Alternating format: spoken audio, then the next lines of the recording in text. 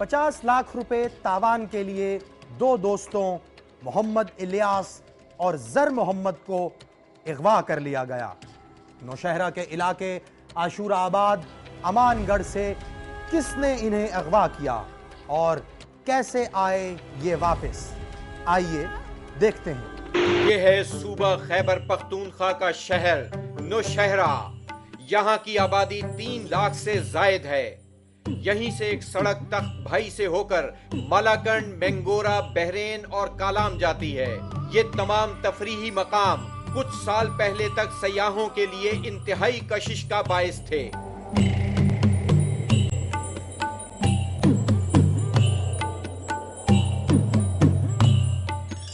दूसरी तरफ नौशहरा से एक सड़क पिशावर और बाड़े की तरफ भी जाती है।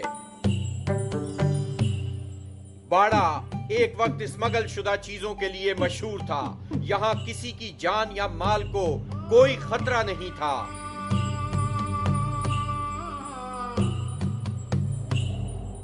फिर हालात ने करवट ली और ये इलाका अगवा बराए तावान, मुसल्ला गिरोहों और जराइम का सबसे बड़ा मरकज बन गया। ये हैं नौशहरा की गलियां जहां दो दोस्तों के घर हैं।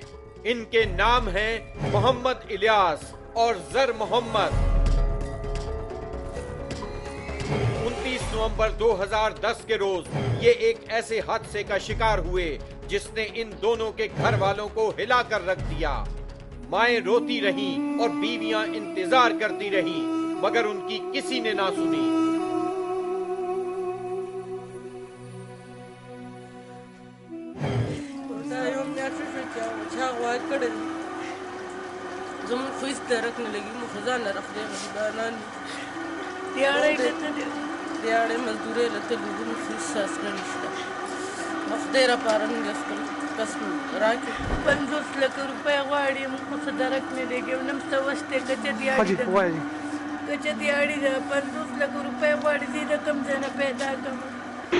आखिर ऐसा क्या हुआ था जिसने मोहम्मद इलियास और जर मोहम्मद दोनों के घर वालों को मुसीबत में डाल दिया?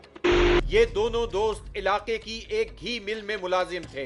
मोहम्मद इलियास अक्सर फैक्ट्री जाते हुए जर मोहम्मद को भी अपने साथ गाड़ी में बिठाता और दोनों फैक्ट्री चले जाते।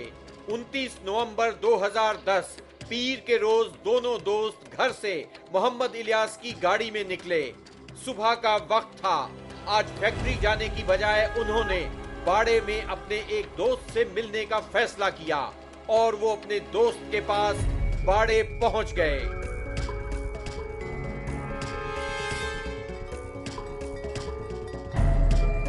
खाना खाने के बाद अपने दोस्त से इजाजत लेकर ये दोनों अपनी गाड़ी में वापस नौशहरा के लिए निकले, मगर घर न पहुंचे।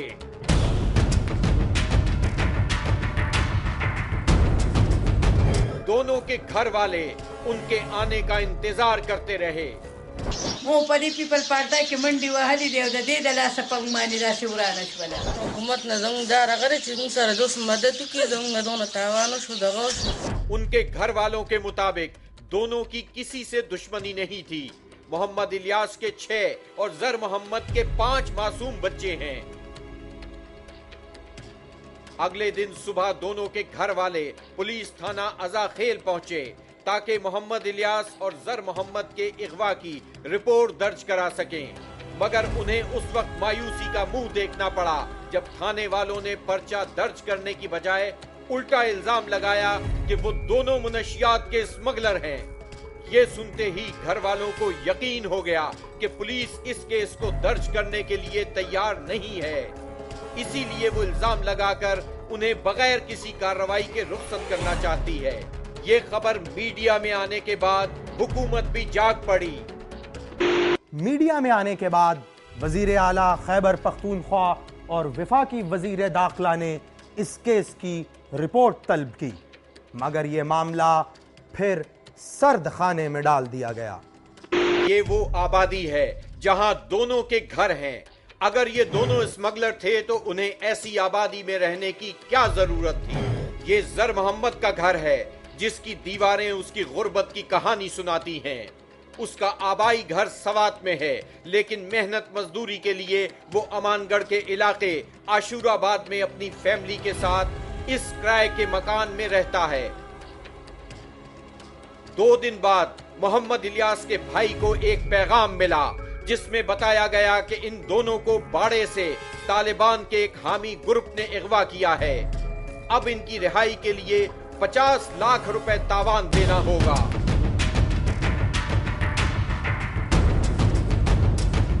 ये सुनकर इलियास के भाई ने दोबारा अज़ाखेल थाने जाने का फैसला किया। अब के वो मकामी सहाफियों को साथ लेकर वहां पहुंचा। इस तरह 1 दिसंबर 2010 को पुलिस ने दबाव में आकर मजबूरन तफ्तीश शुरू की, लेकिन उसका नतीजा 0 था। दिन गुजरते रहे, लेकिन दोनों अगवा होने वाले वापस नहीं आए। मोहम्मद इलियास का वालिद फकीर मोहम्मद अमानगढ़ का साबिक चेयरमैन था। उनके इंतकाल के बाद घर का सरबराह इलियास बना, इसलिए उसका भाई अपने वालिद के ताल्लुकात की वजह से पेशावर में एक जिरगे के पास पहुंचा और अपने भाई की रिहाई के लिए मदद मांगी। जिरगे ने अगवाकारों से मुज़ाकरात करने के बाद तय किया कि दोनों अफराद की रिहाई के लिए 10.5 लाख रुपए अदा कर दिए जाएं।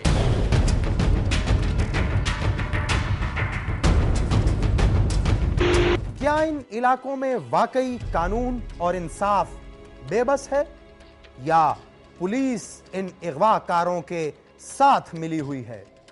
पुलिस की तफ्तीश का कोई नतीजा ना निकला, मगर जिरगे का फैसला मानकर इलियास के भाई ने इलियास और उसके दोस्त जर मोहम्मद की रिहाई के लिए घर के जेवर और दीगर सामान बेचकर 10.5 लाख रुपए इकट्ठे किए।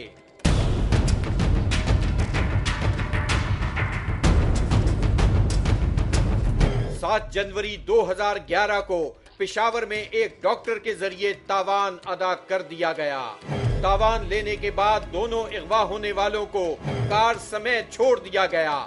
वापसी पर उन्होंने बताया, गाड़ी में एक बंदे से मिलने के लिए गए थे, उसके मतलब उसके रात खाना माना खा लिया। उसके बाद जब हम आ रहे थे तो वापसी पर यह वाक़या हुआ। हम एक दोस्त से मिलने गए, हम पेशावर चले गए थे एक चक्कर के लिए। फिर हमारे एक दोस्त हम बाड़े गए, उनसे जब मिले, जब हमने खाना खाया वापसी पे आ रहे थे तो लोगों ने हमें घेर लिया। इन्हें गन पॉइंट पर बाड़े से ले जाने वालों ने कहा, हम तालिबान हैं और अपने अमीर के हुक्म पर तुम्हें इलाका गैर ले जा रहे हैं।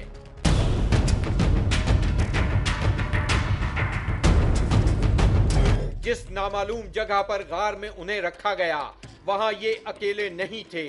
इनके अलावा और लोग भी थे जिनके पांव में जंजीरें बांधकर वहां रखा गया था।